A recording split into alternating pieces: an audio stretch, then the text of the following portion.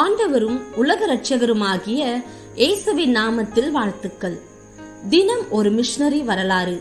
இது போன்ற மிஷனரிகளின் வாழ்க்கை சரித்திரங்களை உங்களிடம் பகிர்ந்து கொள்வதில் மிகுந்த மகிழ்ச்சி அடைகிறோம். இன்றைய மிஷனரி புனித பேசில். இவர் பிறந்தது கிபி 330, மறைந்தது கிபி 379. ஊர் சிசரியா, நாடு கப்பத்தோக்கியா, தரிசன பூமி சிசரியா. சிசரியா பட்டணத்தை சேர்ந்த புனித பேசில் மாமனிதர் பேசில் என்றும் அழைக்கப்பட்டார். அவர் மத்திய ஆசியாவின் மைனர் சேர்ந்த சிசரியா பட்டணத்தை சேர்ந்த பிஷப் ஆவார்.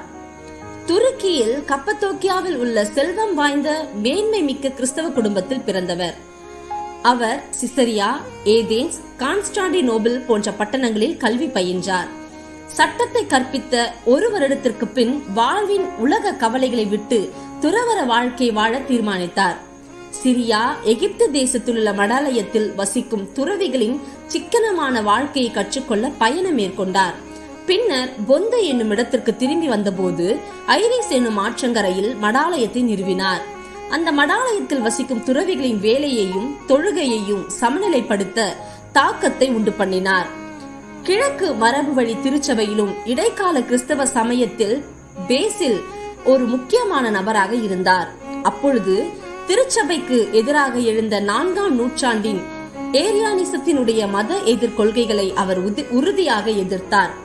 ஏரியானிசம் என்பது அலெக்சாந்திரியா பட்டணத்தை சார்ந்த ஏரியஸ் என்னும் திருச்சபை மூப்பர் உருவாக்கியது. தெய்வத்துவத்தை மறுதளித்த ஒரு தத்துவம் ஏரியானிசம். அப்பொழுது இருந்த பேரரசர்களால் பெரிதும் ஆதரிக்கப்பட்டு விளம்பரப்படுத்தப்பட்ட ஒரு சக்தி வாய்ந்த இயக்கமாக இருந்த போதிலும் பேசில் விடாப்பிடியாக அதை எதிர்த்தார். பேரரசர் வேலன்ஸ் மரபு வழி விசுவாசிகளை துன்புறுத்திய அச்சமயத்தில் பேசில் தொடர்ந்து உறுதியாக நின்று சத்தியத்தை பாதுகாத்தார். கிபி 307 சிசரியாவின் பிஷப்பாக பேசில் புனிதர் ஆக்கப்பட்ட போது அம்மறை மாவட்டம் ஆவிக்குரிய ரீதியிலும் பொருளாதார ரீதியிலும் வளம் மிக்கதாய் மாறியது. அவர் ஆயர் பராமரிப்பில் அயராது உழைத்தார். திருத்துவத்தின் கருத்தை திருச்சபை உபதேசமாக பெரிய கூட்டங்களில் ஒரு நாளில் 2 முறை பிரசங்கித்து அதை விளம்பரப்படுத்தினார்.